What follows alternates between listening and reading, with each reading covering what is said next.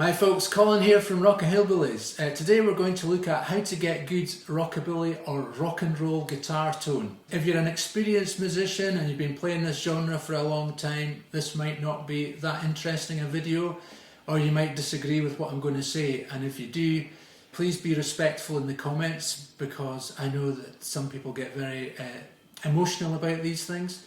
Anyway, it doesn't involve a lot of expenditure and it's quite simple. And it really starts off with the technique.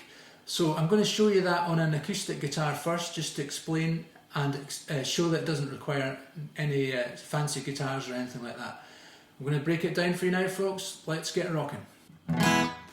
So as I said, it doesn't require any fancy equipment to get good rockabilly tone. The main thing is actually to do with your technique and the style that you're playing. And one thing you're going to have to get used to is damping the strings with the kind of edge of your hand like that. That kind of gives you, instantly gives you a kind of rock and roll sort of sound. And by damping the strings, you also get the benefit of the delay effect, which I'll show you in a minute. So let's just have a little look at, let's have a look at kind of 20 Flight Rock, which is a riff that goes like this. So you're playing open on the A and 2 on the D, like that, and then you're damping the strings the whole time with the side of your hand, like that. And you're just hammering on 3 to 4 on the A, and then playing 2 on the D with the 2 on the G at the same time.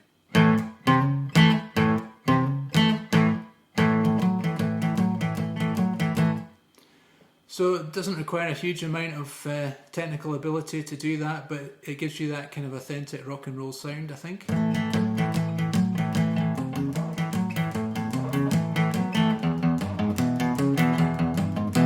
So all the time I'm damping the strings with my right hand. Okay, I'm going to show you some of the electrical guitar stuff that I use now, the amps and things, but if you can get that on the acoustic guitar, you're pretty much there, to be honest, and everything else is just adding to it. Okay, let's have a look at the other stuff. Okay, every rockabilly, rock and roll guitar player uses a delay pedal, as far as I'm aware. They may use reverb as an alternative, but delay tends to be the default effect that's used. And what that does, it basically replicates the note that you play, and you get a sort of short repetition of the note afterwards, and that is characteristic of the sound. I'll demonstrate that for you in a minute. This delay pedal was very, very reasonable. It was bought from Toys R Us in Edinburgh, and I think they also sell them in cash converters. It's a Bellcat 303 delay pedal. And it just shows you, well, I hope it will show you, you don't need to spend a lot of money to get a decent sound. Okay folks, here's the rig ready to go. As you can see, I've got the delay pedal and I've got the Joyo American pedal there. I've got the Gretsch 6120. As I say, the guitar itself is not actually absolutely essential to the sound, although a hollow body guitar obviously gives you more of that rockabilly twang that you're looking for, so I'd always go for that. And the Bigsby, I find I can't live without, because that's part of the sound for the vibrato as well. But you can get a rockabilly sound out of any guitar, to be fair.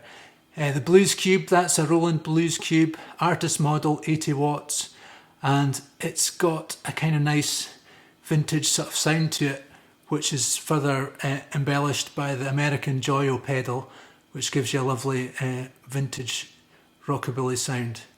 Okay, I'm going to let you hear what that sounds like now.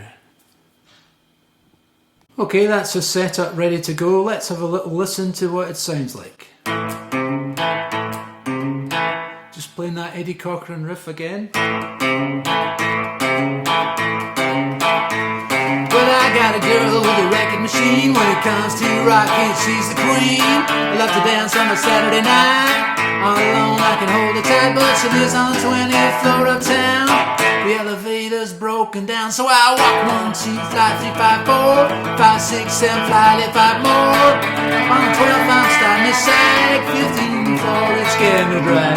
Get the top, I'm too tired to rock. So as you can see, I'm just doing all the things we spoke about there. I'm using the side of my hand to palm the string. So stop the note dead, and then just hear the delay coming through on the back of it.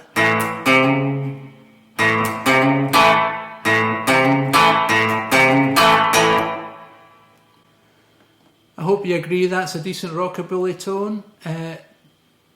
Very little expenditure involved in achieving it.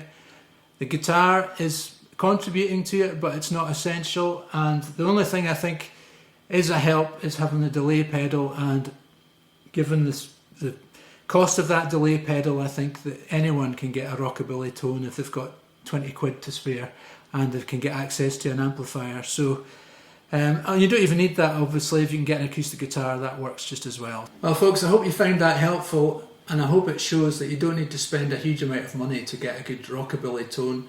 Most of it is actually just in your technique. The other thing I should mention, I tend to use a thicker plectrum because I want to get a decent amount of attack on the notes, but that's it really. You could play it with your fingers if you want, but the key thing is to keep that palm muting going on your right hand.